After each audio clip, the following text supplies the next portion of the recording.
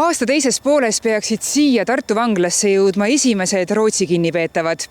Nüüd kirjutab aga Belgia meedia, et Eestis võiksid karistust kanda ka nende riigi kurjategijad. Jutt käib kinnipeetavatest, kellel pole Belgia elamisluba. Nädala alguses käisid Belgia justiitsminister ja migratsiooniminister Eestis, et uurida, kas oleks võimalik siin vanglaruume rentida. Belglaste soov oleks Eestisse saata dokumentideta kinnipeetavad, kirjutavad mitmed Belgia väljaanded.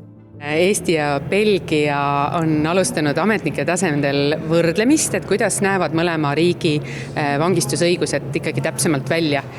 Me oleme nüüd sinna jõudnud, millest me valitsust hoiatasime, et kui see Pandora laegas avada, siis hakkavad teised riigid nägema Eestit kui sellist odavat kohta, kuhu oma vangid tuua, et ei nähta enam meie IT-innovatsiooni nii palju ja kõike muid pingutusi, mida me siin teeme, kaitsetööstus, kõik muud asjad, vaid pigem kohta, kuhu vange tuua, et see on käes. Kui Tartu vanglasse paigutatakse välisvangid, siis ainult ühe riigi välisvangid, et erinevate riikide vange kokku me ühte hoonesse ei paiguta, seetõttu ka Eesti vangid tõstetakse Tartu vanglast Viru ja Tallinna vanglasse, et me ka Eesti ja Rootsi vange omavahel kokku ei pane. Nüüd, kui teoreetiliselt jõuakski sinna, et Eesti plaaniks muid vanglakohti välja rentida, siis see oleks ka näiteks Viru vangla.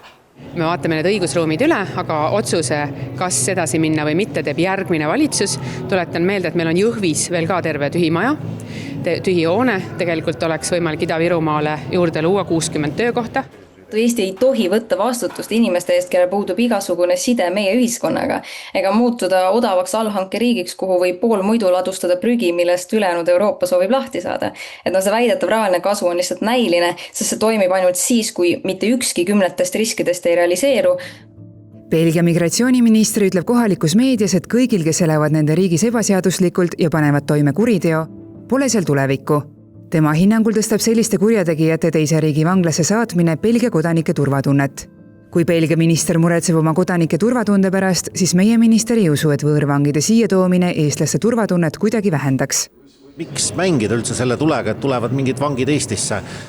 Ikkagi Eestis on 3 vanglat, mis on väga moodsad, väga kaasaegsed. Me oleme Euroopas silmapaistvalt edumeelne riik olnud. Meil on väga turvalised vanglad.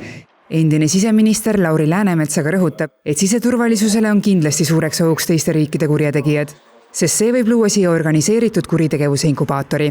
Algab see mingitest kontaktidest, sidemetest, kus midagi siia tuuakse, midagi siit ära viiakse, midagi toime pannakse ja lõpuks ongi võrgustik koos. Et ta on väga suur probleem ja see on väga suur Pandora laegas, mis siin avatud on. Ohustab nii meie tervisehoidu, meie õigussüsteemi, siseturvalisust ja rahvusvahelist mainet ning lisab ka kriisiolukorras väga ohtliku julgeolekuriski agressorriigi naabruses. Et see on raha lihtsalt ei kaalu neid ohte üles ja Eesti prioriteet peab olema inimeste heaolu, turvalisus ja elanike selgelt väljendatud vastuseisu austamine. Aga nagu mainitud, siis aasta teises pooles jõuavad siia esimesed Rootsi kinnipeetavad. Kavas on nad siia tuua lennukiga. Aga on siis reisilennuk või eralennuk? See on charterlend sellisel juhul. Kus ongi siis ainult Rootsi kinnipeetavad? Ja lennukis oleks sellisel juhul ainult Rootsi kinnipeetavad koos Rootsi vanglateenistuse meeskonnaga, et kindlasti ei reisiks need Rootsi vangid tavareisijatega tavalennukis. Lepingu järgi saadab Rootsi Tartu vanglas ühes kvartalis kokku 100 vangi. Nii et järgmise aasta suvel on Tartu vanglas kokku 600 Rootsi kinnipeetavat.